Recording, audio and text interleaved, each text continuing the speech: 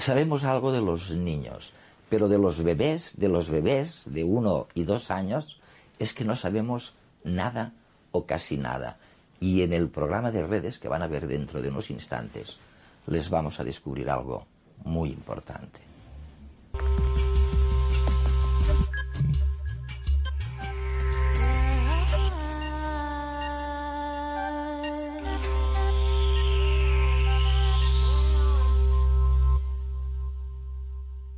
Hay sociedades, como la norteamericana, por ejemplo, que están acostumbradas a los niños y a veces parecen sociedades hechas para los niños. Pero no hay ninguna, o casi ninguna, que esté hecha para los bebés. No sabemos nada de los bebés. Quiero decir, nada de lo que ocurre en la mente de un bebé entre 1 y 2 años. Y es muy curioso porque generación tras generación damos muestras de esta ignorancia. Si coinciden la abuela, la madre y la hermana del bebé que está en la cuna llorando, las maneras de reaccionar son distintas. La abuela puede decir, dejarle llorar un rato porque es bueno para disciplinarle. La hija puede decir, no, hay que correr enseguida a la cuna y sacarle del desamparo. Y la hermana puede decir otra cosa. Y sin embargo, estamos ahora descubriendo cosas realmente alarmantes. Una, y es el tema de este programa de redes, una es que la mejor manera de luchar contra las enfermedades mentales, contra la delincuencia y contra la violencia en nuestras sociedades, es ocuparse de los bebés cuando sepamos cómo ocuparnos. Sue Gerhardt ha dedicado toda su vida profesional al estudio de los bebés, a la influencia del afecto en el desarrollo emocional de los más pequeños y a sus efectos en la vida adulta. Considerada una de las mayores expertas mundiales en su campo, hablaremos de la importancia del amor como modulador de cambios cerebrales en los bebés. Well, your main message, tu mensaje principal es que la mejor manera de abordar las enfermedades mentales, incluso la delincuencia y la violencia en nuestra sociedad, es ocuparnos de los niños, algo que no hemos hecho adecuadamente. Bueno, mi mensaje principal es que hay que ocuparse de los bebés. Y ahí estriba la verdadera dificultad, porque de alguna manera no logramos dar suficiente importancia a los bebés. Hablamos de los niños, y muchos hablan de los niños pequeños, pero casi nunca se habla de los bebés. Y creo que la primera infancia es en realidad la base de la salud mental. Por eso debemos atender mucho más a lo que sucede en ese periodo. ¿Por qué dices que los primeros años tienen una importancia enorme? Crucial, sí. ¿Por qué? ¿Por qué los 2 primeros? Los primeros 2 años, y también el periodo en el útero, del cual yo no hablo en mi libro, pero que según los últimos descubrimientos desempeña un papel fundamental. Pero ciertamente desde el momento del nacimiento hasta los 2 o 3 años se desarrollan muchos sistemas importantísimos en el cerebro, especialmente los que utilizamos para gestionar nuestra vida emocional. La respuesta al estrés, por ejemplo, los diferentes circuitos bioquímicos cerebrales en el cerebro superior, concretamente en la región orbitaria frontal, se empiezan a desarrollar justamente en ese periodo. En ese periodo crucial, sí. Y esta realmente es otra de tus contribuciones al debate. Sugieres que lo que sucede en los 2 primeros años, sea lo que sea, repercute en esa parte del cerebro que no se desarrollará hasta años más tarde, pero en la que dejará una marca para siempre. Eso lo dices. Sí. Todos estos aspectos tan importantes de desarrollo cerebral suceden de modo postnatal, tras el nacimiento. No se nace con ellos, ni tampoco son automáticos, sino que dependen de las experiencias que vive el bebé con los adultos o con las personas que lo cuidan.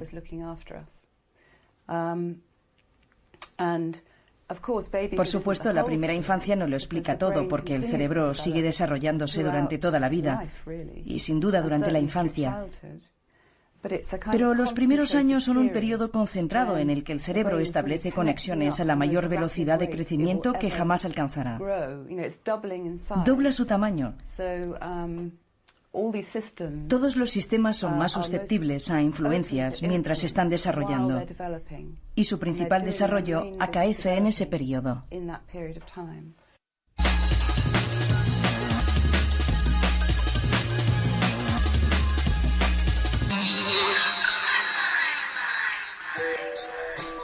En la Universidad de Nottingham han realizado un estudio que demuestra que los niños pequeños son capaces de sumar y restar antes incluso de aprender aritmética. Los científicos presentaron a niños de 5 años una serie de problemas que implicaban sumas y restas aproximadas de números grandes. Sin saber nada de aritmética, los niños consiguieron resolver bien los problemas. Estos resultados ponen de manifiesto que las abstracciones simbólicas y no simbólicas forman parte de una especie de conocimiento innato en los niños. Los autores sugieren que el aprendizaje de las matemáticas podría enriquecerse en los niños actuando y construyendo sobre esta capacidad. Otro estudio ha concluido que el lenguaje que utilizan los adultos cuando hablan con un bebé es universal. Científicos de la Universidad de California grabaron a 8 madres hablando en inglés a un bebé y después conversando con un adulto. Más tarde, un grupo de madres Shuar, una etnia indígena de Ecuador, escuchó estas grabaciones. A pesar de no entender el inglés, en un 75% de los casos, las mujeres Shuar identificaron si las mujeres estadounidenses se dirigían a un bebé o a un adulto. Es más, las indígenas adivinaron, en la mayoría de los casos, si la madre estaba regañando o haciendo carantoñas al bebé. En las conversaciones entre adultos, este porcentaje de aciertos fue mucho menor. Científicos de la Universidad de Chicago han ido más allá que sus colegas californianos. Han observado que este particular lenguaje con los bebés no es exclusivo de los humanos. Las hembras de Mono rhesus también lo usan, pero con un matiz diferente. Las hembras emiten distintos sonidos para llamar la atención de las crías de otras madres, no de su propia prole. El hecho de ver a los infantes cerca correteando despierta esta actitud en las hembras. Cuando emiten los sonidos, las madres de las crías deducen que el resto de las hembras del grupo solo desean jugar con los infantes y que no van a hacerles daño. Los expertos creen que estas vocalizaciones podrían favorecer la tolerancia social entre madres adultas y entre las hembras y las crías.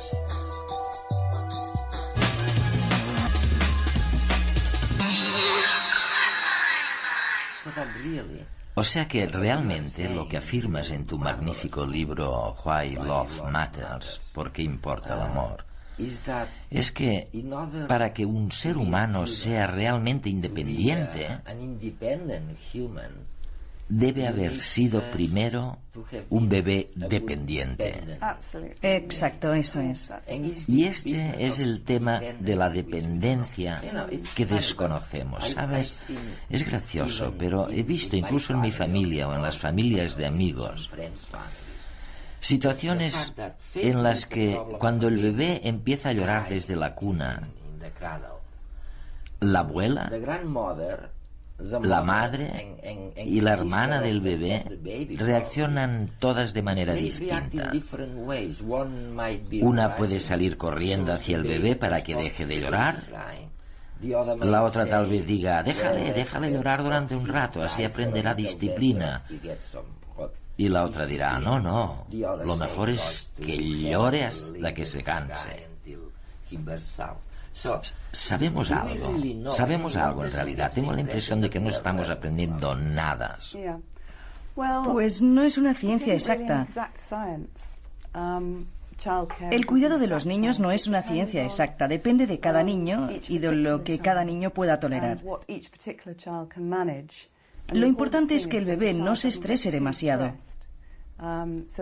Si no lo hace, sea cual sea la manera en la que sus padres le cuiden, le irá bien.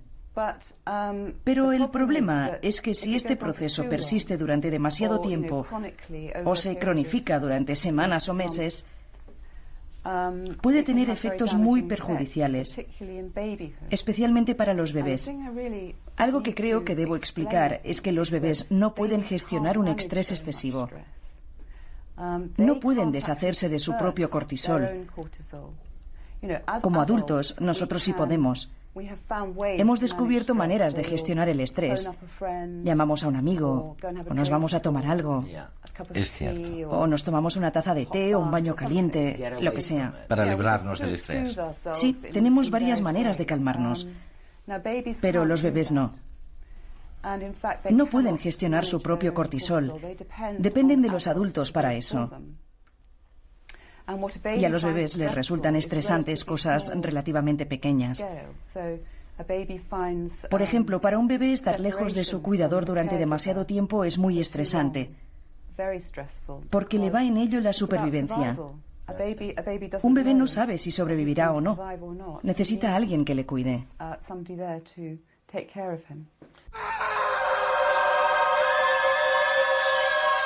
El dolor es necesario. Un dolor agudo desencadena ansiedad y atención indispensables para la supervivencia. El dolor viene provocado por un estímulo que daña o es capaz de dañar alguna región del cuerpo. Sin embargo, el dolor no existe más que en el cerebro. Tras la toma de conciencia del dolor, surge su expresión o manifestación externa. Esta es muy variable según el individuo y es más difícil de comprender y valorar en el caso del feto, el prematuro y el recién nacido. Por diversas razones, los médicos han subestimado durante muchos años la percepción del dolor en los niños pequeños. El desconocimiento del desarrollo estructural del cerebro llevó a pensar que la red neuronal no estaba suficientemente madura como para que el estímulo doloroso alcanzara el córtex cerebral y el bebé pudiera ser consciente de la experiencia dolorosa.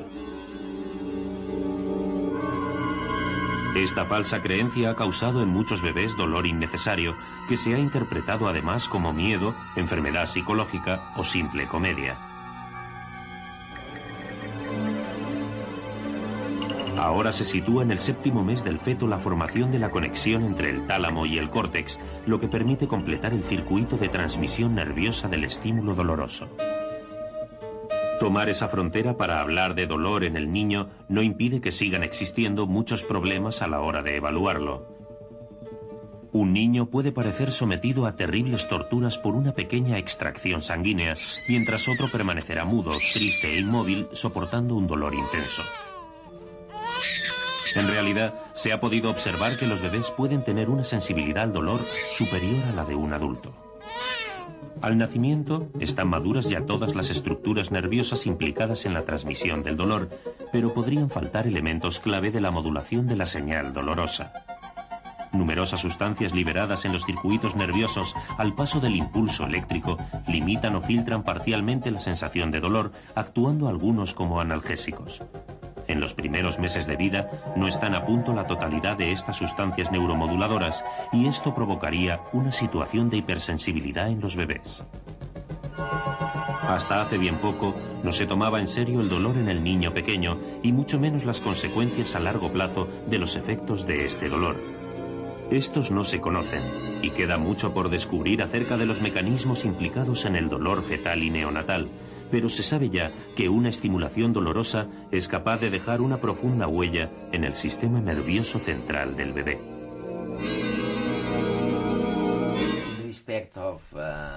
En lo que respecta a la organización del trabajo, al papel de la mujer en la sociedad, a la educación, es fantástico, ¿no? Cuando pienso en el grado de ignorancia sobre las emociones de adultos y bebés, me pregunto cómo demonios sobrevivieron nuestros antepasados o nuestros padres. Dices que ahora sabemos un poco más al respecto, pero que todavía no se ha difundido a la sociedad. no lo saben los demás. ¿Qué podríamos hacer para difundirlo, para cambiar los sistemas educativos, si es que sabemos exactamente lo que hay que hacer? Creo que debemos ayudar al cuidado de los bebés en la primera infancia con estrategias nuevas. Porque desde la revolución de la mujer, la situación ha variado mucho. A mi clínica acuden madres que dicen que van a dejar a su hijo o hija en una guardería. Y hablamos de un bebé de unos 5 meses, porque el bebé necesita vida social. Creen que necesita vida social, estimulación. Pero los bebés no necesitan ese tipo de estimulación.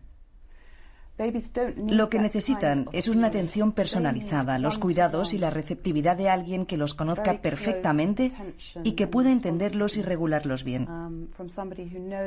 Esto es lo que pone en marcha el sistema, de hecho.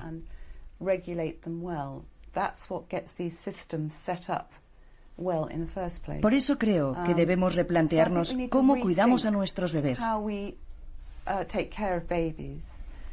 Y con esto no quiero decir que haya que retroceder y hacer que la mujer se quede en casa. En lugar de eso, creo que debemos avanzar y pensar en estrategias para ayudar a los padres a llevarlo mejor y a tener más información sobre las necesidades de los bebés, a contar con más apoyo y a tener redes comunitarias e instituciones que les brinden ayuda de una manera realmente activa. ¿Crees que es una idea popular? ¿Es políticamente correcto poner de nuevo a los bebés en el centro de nuestras preocupaciones? Lo digo porque a nadie parece importarle. No, es muy difícil hacer que la gente hable de los bebés. Muy difícil. Porque los bebés se consideran aburridos, insulsos, nada interesantes. Muchas personas creen que los seres humanos no son interesantes hasta que aprenden a hablar y tienen un cerebro que les permite comunicarse verbalmente. Pero en realidad, los bebés son increíblemente interesantes. Y cuanto más entendemos lo que acaece dentro del cerebro de un bebé, más interesante se pone la cosa, sin duda. ¿Y cuál sería el siguiente paso? ¿Qué hay con la escuela? ¿Qué pasa?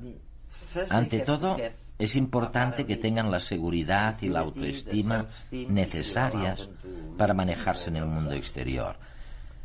Pero, ¿qué debería lograr la escuela? Los años de escolarización. Tal vez despertar la curiosidad, favorecer la búsqueda de relaciones de conocimiento, de más conocimiento. En realidad no estoy muy capacitada para responder a esta pregunta, porque lo que yo estudio son los bebés, pero lo que sí que sé es que los niños que tienen unos vínculos afectivos seguros funcionan mejor en la escuela. Su rendimiento es superior en todos los aspectos. Consiguen más cosas y además logran entablar una mejor relación con sus compañeros.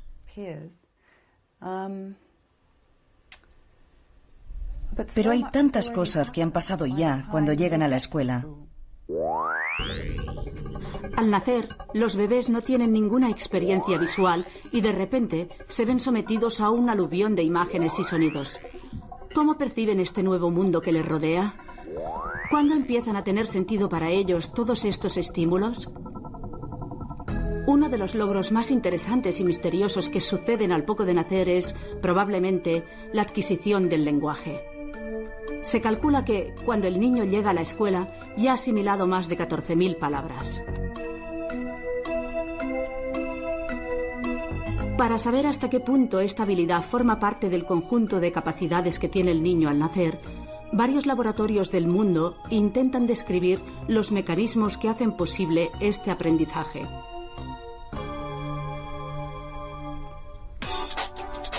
El Oxford Bailey Lab en el Reino Unido es uno de ellos. Aquí, un grupo de científicos ha diseñado una serie de experimentos que combinan estímulos visuales y auditivos. Su objetivo es analizar cuándo los bebés empiezan a discriminar sonidos, a entender el significado de las palabras y a establecer asociaciones entre imágenes y sonidos. Lo que estamos haciendo es medir la actividad cerebral en 2 situaciones diferentes. En una situación presentamos a los niños en este momento de 20 meses una imagen y una palabra que concuerda con la imagen. Por ejemplo, les presentamos la imagen de un perro y escuchan perro. Y en otra circunstancia ven una imagen y después escuchan un sonido que no corresponde con la imagen. Por ejemplo, les presentamos la imagen de un perro, pero escuchan mesa. Lo que queremos medir es si existe una respuesta diferente ante una circunstancia congruente y una circunstancia semántica incongruente. Durante el experimento, se graban los gestos del bebé y después se analiza el movimiento de los ojos en fragmentos de 40 milisegundos. Así saben en cada momento si el pequeño presta atención a las imágenes, si las ignora, si mira a la imagen de la izquierda, a la de la derecha. Con ensayos como este, los científicos han observado que los bebés a los 10 meses tienen patrones de comprensión sorprendentes. Pueden asociar una palabra con su correspondiente imagen, incluso con objetos que no han visto nunca.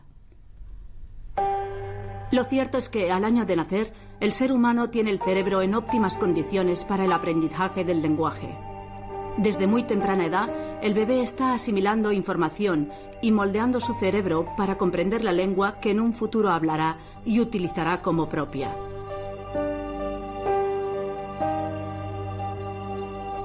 Prueba de este desarrollo es que, al poco de nacer, los bebés ya saben diferenciar auditivamente entre lenguas de distintas familias, como el español y el japonés. A los 6 meses pueden distinguirlas también a nivel visual. Les basta con observar los gestos de la boca de una persona para determinar si ésta habla su mismo idioma o no.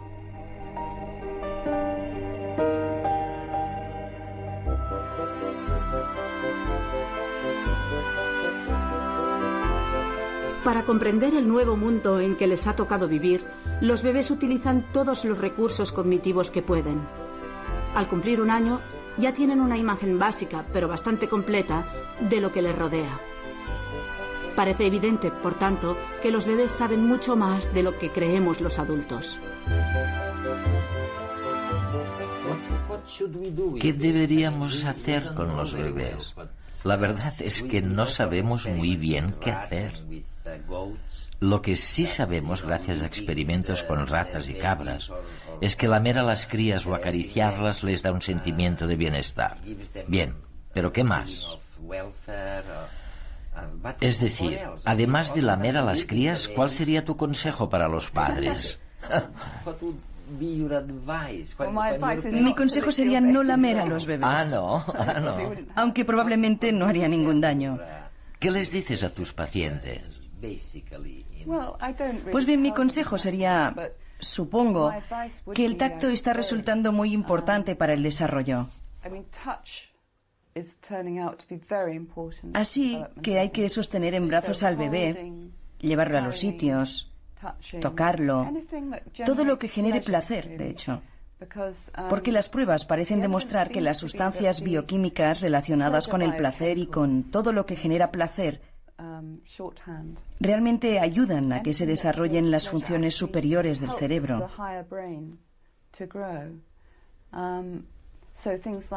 Por tanto, mantener el contacto visual, sonreír, jugar y divertirse con el bebé. Tener en brazos al bebé, tocarlo, masajearlo. Todas estas cosas ayudan mucho. No solamente porque quizá formen parte de la gestión del estrés, sino también porque ayudan a la región orbitaria frontal del cerebro. Para algunas enfermedades mentales, como los trastornos de la personalidad, y ahora hablo como psicoterapeuta que trabaja con adultos que padecen algún trastorno o se sienten infelices.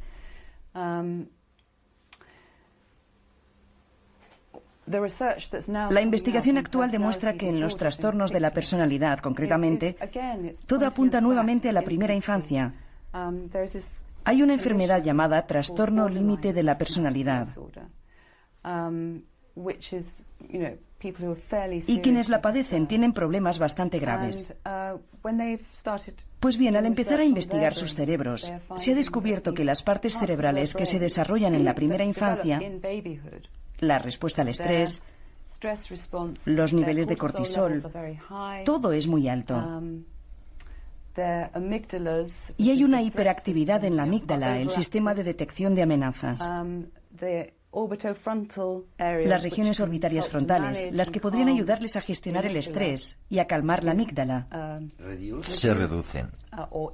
Se reducen o directamente son inactivas. Y lo mismo sucede con otras partes prefrontales del cerebro que participan en la gestión de las emociones. Cuanto más sabemos de neurociencia, más claro resulta que hay muchos problemas en la sociedad, ya sea la conducta antisocial o los trastornos de personalidad o la conducta, los pacientes en centros de salud mental. No hablo de la esquizofrenia, sino de trastornos de la personalidad y depresión y problemas de este tipo, que están muy relacionados con la primera infancia. Así que si queremos proteger a la sociedad de las consecuencias de este tipo de conductas... Sí, que ahora muchos dicen son la principal amenaza, ¿no? Eso es, supuestamente la depresión ha aumentado drásticamente y también los trastornos de la personalidad y la conducta antisocial. Pero nuevamente hay una solución. Prestar más atención a la primera infancia, que es cuando empiezan estas cosas. ¿Dejarme llorar o ir en mi auxilio?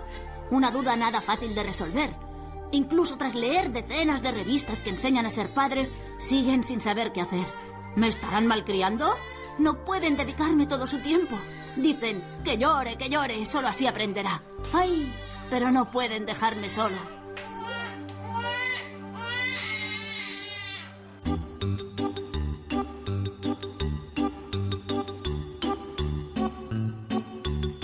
Puede que la respuesta se encuentre en la madre naturaleza, la sabiduría intemporal de los instintos. Vámonos al zoo. Veremos cómo cuidan a sus crías el resto de animales. En muchas especies de aves son ambos progenitores los que alimentan y protegen a los polluelos. La pareja es muy frecuentemente la base familiar y en numerosas ocasiones se forma de por vida. Aunque hay aves más osadas y modernas, a la hembra del quebrantahuesos no le basta un macho para cuidar y alimentar a la cría. Consigue la participación de 2. Únicamente uno de ellos es el padre, pero 3 adultos sacarán adelante un polluelo mejor alimentado. Los pingüinos también se sacrifican por sus recién nacidos. En el caso del pingüino emperador, el padre pasa el gélido invierno antártico incubando un solo huevo y la madre alimentará después al pequeño. ¡Qué padres tan esforzados! ¿Todos los animales se entregan del mismo modo por sus crías? Creo que necesito descansar de plumas. Vamos a ver otra cosa. ¡Peces! Los peces dejan sus huevos abandonados tras ser fecundados. Parece que no les preocupe tanto el destino de sus crías. Aunque no todos se comportan igual. El padre es el cuidador principal en algunas especies, como en el espinoso, quien tras proteger los huevos se ocupa de los alevines hasta que aprenden a alimentarse por su cuenta. ¡Oh! Y no nos olvidemos de los reptiles. Recuerdo que cuando salen del huevo, los jóvenes cocodrilos deben esconderse rápidamente de los adultos. Si no se dan prisa, acabarán siendo devorados por sus padres. Esto sí es el mínimo en devoción a los hijos. No lo sé. Parece que no hay una sola manera de criar a la progenie. Cada especie lo hace de un modo diferente. ¿Qué hacer? Vamos a ver cómo se las arreglan familiares algo más cercanos. ¿Qué harán los mamíferos? En la mayoría de mamíferos es la madre la encargada de las crías. Aunque no todas las madres se esmeran igual con sus hijos. A veces las características propias de cada especie obligan a mayores cuidados. Las hembras marsupiales tienen una placenta muy poco desarrollada, por lo que después de un corto periodo de gestación, el minúsculo feto nace y pasa inmediatamente al marsupio, la bolsa que posee la madre en el abdomen. Allí podrá mamar abundantemente y terminar su desarrollo fetal, lo que le llevará de 6 a 8 meses. A los primates les pasa algo parecido.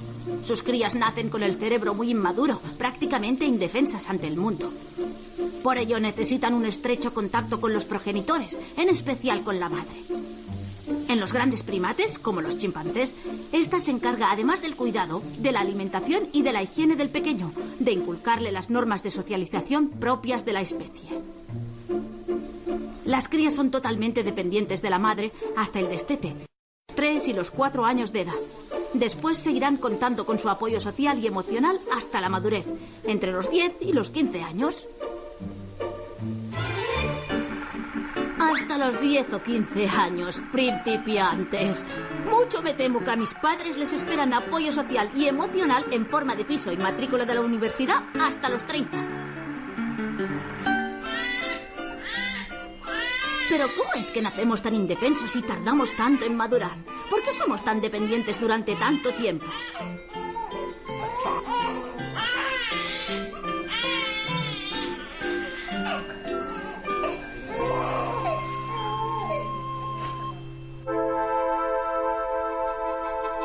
Nueve meses de gestación es muy poco tiempo para mi desarrollo.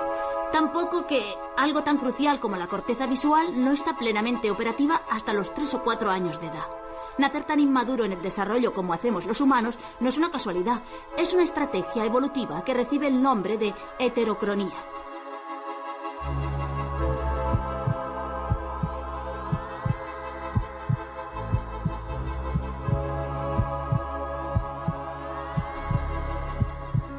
El parto. Una experiencia dura como pocas para cualquier mamífero. Tras disfrutar de una existencia dulce en el seno materno, donde todas las necesidades de mi organismo eran saciadas por el atento metabolismo de mi madre, y en el que todo se reducía a tener temperatura y alimento adecuados para seguir creciendo, toca enfrentarse al mundo real.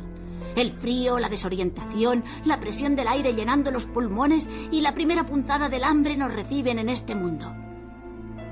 Y en el caso de los humanos, las dificultades son aún mayores. El trayecto que el bebé debe recorrer en el momento del parto es mucho más sinuoso y estrecho que el de la mayoría de especies cercanas a la nuestra. Y esto no es casualidad. Es el resultado de 2 de las cualidades de las que estamos más orgullosos: el tamaño de nuestro cerebro y nuestro caminar erguido. Caminar sobre 2 extremidades en lugar de las 4 acostumbradas forzó cambios en nuestro esqueleto. La pelvis se desplazó para facilitar el caminar de pie, y al hacerlo, el aparato reproductor de las hembras hubo de adaptarse también. El resultado ha sido un parto doloroso que pone en peligro tanto a la madre como al bebé.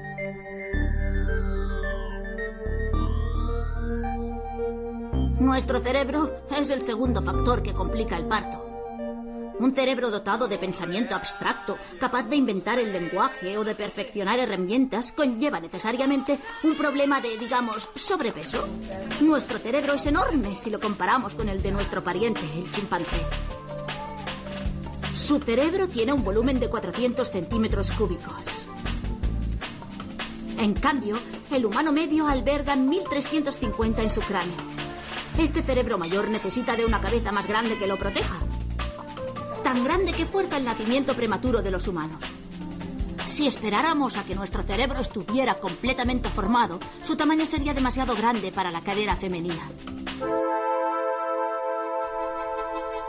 9 meses, un tiempo interminable para la madre. Aunque no todos compartimos esta opinión. 9 meses que le debemos a lo que nos hace más humanos: caminar erguidos sobre una cadera estrecha y elaborar los más bellos razonamientos en una cabeza grande. ¿Tantas complicaciones por el tiempo que se toma el cerebro en formarse? ¿Por qué? En el desarrollo temprano del bebé no solo tienen lugar el acabado de la vista y los demás sentidos, o el lento aprendizaje del lenguaje. Otra función muy importante vive su periodo más crítico en estos 2 primeros años. A ambos lados de mi cerebro, algo más arriba de las orejas, la amígdala está despertándose. Este pequeño grupo de neuronas con forma de nuez es el que se encargará de regular emociones importantísimas como el miedo o la ira. Pero la influencia de la amígdala no se acaba con la primera pelea en el recreo. En realidad, la regulación emocional es la clave de todas las decisiones que tomaremos en la vida. Eso es lo que defiende Antonio Damasio, el conocido neurólogo portugués que propuso la hipótesis del marcador somático. La clave de esta teoría es que cuando el cerebro toma decisiones, lo hace en busca de un equilibrio emocional que afecta a todo el organismo. En los 2 primeros años de vida del bebé, el sistema que se ocupa de regular el equilibrio emocional de su cerebro sufrirá un ajuste, una calibración que marcará, podríamos llamarlo así, el cero emocional. Del mismo modo que antes de empezar un concierto, la orquesta afina sus instrumentos para crear bellos sonidos, en el inicio de nuestra vida, nuestros cerebros se afinan emocionalmente para que, más tarde, la convivencia social sea armónica.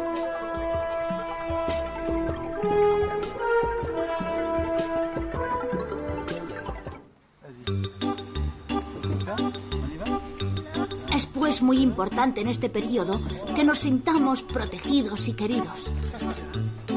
Es en este momento crucial de nuestra vida cuando nuestro cerebro escogerá la vara de medir las emociones.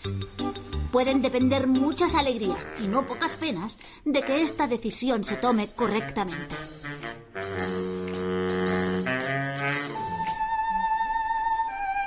¿Cómo asegurar la atención que necesito si no puedo pronunciar palabra?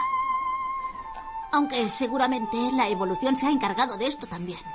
La evolución me dotó de numerosas tácticas para llamar la atención de mis padres y recordarles la necesidad no solo de recursos energéticos, sino también de vínculos afectivos.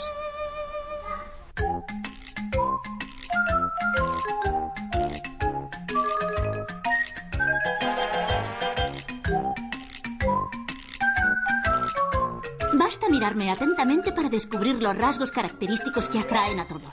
Cara redondita y de suaves rasgos, nariz pequeña, ojos grandes y curiosos, cuerpo redondeado y cubierto de grasa, escaso y suave vello. También el olor que desprendo y los sonidos que produzco centran la atención de mis padres. Por lo visto, mi efecto en mamá no es solo psicológico. Durante el embarazo y la lactancia, sus hormonas danzan al compás de mis necesidades. El cortisol, por ejemplo, que es una hormona relacionada con el estrés, inunda su sangre cuando me oye llorar o percibe mi aroma. Y eso no es todo. Su cerebro también experimenta grandes cambios que modifican su comportamiento y le hacen más llevaderos los primeros meses tras el embarazo. En humanos aún no conocemos todos los detalles, pero en roedores sí. Diferentes hormonas características del embarazo y la lactancia son responsables de una mayor capacidad de aprendizaje y memoria espacial, un incremento del control de la ansiedad y el miedo, así como una intensa sensación de placer al estar en estrecho contacto con la cría al darle de mamar.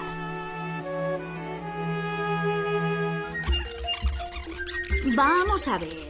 Recapitulemos después de tanta información. Quería saber si había una manera de ocuparse de las crías, pero parece que la naturaleza tiene cientos de estrategias diferentes. Entonces, pensando que algún pariente cercano podría darme una respuesta mejor, observé a los primates. Y sí, nos parecemos más a ellos. También nacen prematuros y mantienen relación con su madre hasta los 15 años. Pero me ha quedado claro que mi caso, como Homo sapiens, es una exageración dentro del mundo de los primates. Todo se debe al cerebro. Tenemos un cerebro tan grande como adultos que nuestra madre nos da a luz prematuros, cuando aún tenemos un tamaño que no pone en peligro el parto. Bueno, no solo es el cerebro. Caminar sobre 2 patas también tiene importancia aquí, porque ha reducido el espacio que otras especies tienen para el alumbramiento. ¿Y por qué caminar erguido y tener un cerebro tan grande? Pues para poder aprender. Aprender a usar herramientas, a hablar, a vivir en una sociedad infinitamente más compleja que la de nuestros parientes los chimpancés. Formar parte del grupo es un arte que depende de la madurez emocional que adquirimos, y para eso necesitamos que nuestros padres nos proporcionen todo el cuidado material y emocional que requerimos como bebés en los primeros años de nuestras vidas. Ah, y claro, que no he de preocuparme demasiado por ello, porque la evolución ya se ha encargado de hacerme irresistible. Mis padres me darán todo lo que necesito sin pensarlo. ¡Cuántas cosas! Tanta información, tanta complicación. ¡Ay, mi vida como bebé es tan dura! Me siento tan incomprendido. Creo que lo dejo. 6 meses más y lo dejo. Total, la vida de adulto no puede ser demasiado complicada.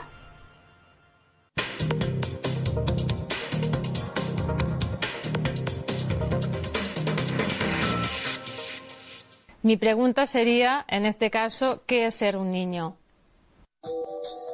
Marta Bertrán es profesora en el Departamento de Pedagogía Sistemática y Social de la Universidad Autónoma de Barcelona. Licenciada en Antropología, se especializó en temas de educación y socialización infantil, así como maternidad en contextos de diversidad cultural y cambio social. Cada sociedad, cada cultura tiene un concepto diferente sobre qué es ser un niño. Y este concepto está relacionado, por un lado, por la organización del ciclo vital que existe en cada sociedad. También está relacionado con las condiciones económicas y de vida que en esa cultura existen en esos momentos. De manera que esto quiere decir que también en cada cultura existen unas pautas de crianza diferentes hacia los niños que están relacionadas con las necesidades que los adultos creen que necesitan esos niños. Pues la palabra que yo he escogido para el diccionario es la palabra enculturación, que es un término antropológico que lo que define es el proceso de aprendizaje en que los niños van aprendiendo y les son transmitidos todas aquellas pautas sociales, habilidades que les permite ser reconocidos como miembros de pleno derecho en el grupo. Pues, por ejemplo, los niños en las escuelas aprenden cómo deben estar en una escuela. Esto quiere decir saber que gran parte de las horas del día van a estar sentados en una silla, por ejemplo. Pero claro, el aprendizaje de los niños también va reflejando qué componentes y qué habilidades se esperan de ellos para que puedan interaccionar y relacionarse correctamente en la sociedad del futuro, ¿no? El lugar que he escogido es la India porque es el lugar que desde que era estudiante he deseado ir, y es por el cual, además, en esta visión más exótica que se tiene en los inicios, cuando aún no se sabe y se desconoce qué es la antropología ni a qué se dedica, etcétera, con una visión de exotismo, pues deseaba conocer este lugar tan diverso, tan variado, y me dediqué a esta disciplina y en cambio nunca he llegado a ir aún, y que me haya dedicado por otro lado a la investigación aquí en nuestra casa, digamos, en nuestro territorio, investigando la diversidad cultural interna que tenemos, tanto a nivel de clases sociales como últimamente con la llegada de población extranjera. Cómo viven estas personas en este país de destino que es nuestro país, y cuáles son sus pautas de crianza adaptadas a nuestro país, y qué diversidad existe en estos momentos aquí. La imagen que he escogido es una imagen de Margaret Mead en Samoa.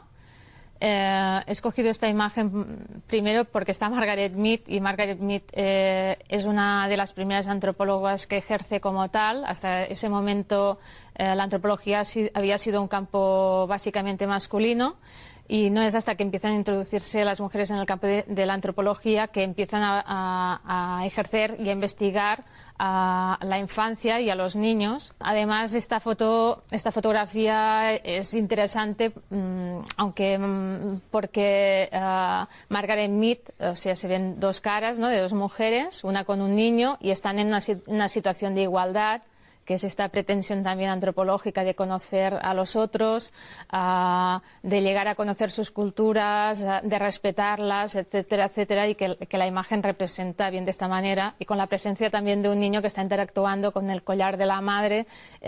Bueno, se ve aquí como un panorama cultural que representa el inicio de los estudios sobre infancia en antropología. Yo he escogido dos libros, uno más académico, otro más de divulgación. El primero de ellos, el más académico, es el libro de un antropólogo, Robert Levine, que es uno de los representantes de los estudios transculturales, o sea, que realiza comparación transcultural en relación sobre todo a cuáles son las pautas de crianza, que él denomina pautas de inversión parental, en diferentes culturas. El segundo libro que he escogido es A World of Babies, que aunque está escrito por académicos, es un libro de divulgación en la que cada capítulo es una guía imaginaria sobre cómo deben cuidarse los niños en una cultura diferente. Las autoras realizaron este compendio en referencia a 7 culturas sobre cómo deberían cuidarse en cada una de ellas a los niños, y están imaginariamente escritas por la persona que en cada una de estas culturas tendría la legitimidad para escribirlas, ¿no? Y que en una pues puede ser es la madre, pero que en otra puede ser el guía religioso. Es un objeto que se utiliza en casi todas las culturas, en muchísimas culturas, y que en cambio su uso y la manera de utilizarlo nos refleja bastante cuál es el papel del niño en esa sociedad. En sociedades donde las mujeres trabajan en el campo o con otras mujeres o en un grupo doméstico amplio, se puede utilizar de esta forma para llevar a los niños detrás, como hemos visto muchas veces en muchas imágenes, en las que el niño ya no solo está las 24 horas con la madre, tiene la misma visión del grupo, del grupo doméstico, del grupo de mujeres, de los niños que están jugando mientras la madre trabaja, que es la misma visión que tiene la madre. En cambio, en nuestra sociedad, pues se utiliza de otra manera, desde delante, ¿no? Lo que podemos ver por la calle es que el niño va de espaldas justamente al resto del grupo, a la calle, y con quien tiene una interacción de cara a cara es con la madre, que es la principal cuidadora. Estos 2 ejemplos, que son extremos, muestran también qué interacciones y qué relaciones sociales se priorizan en esos primeros años de vida.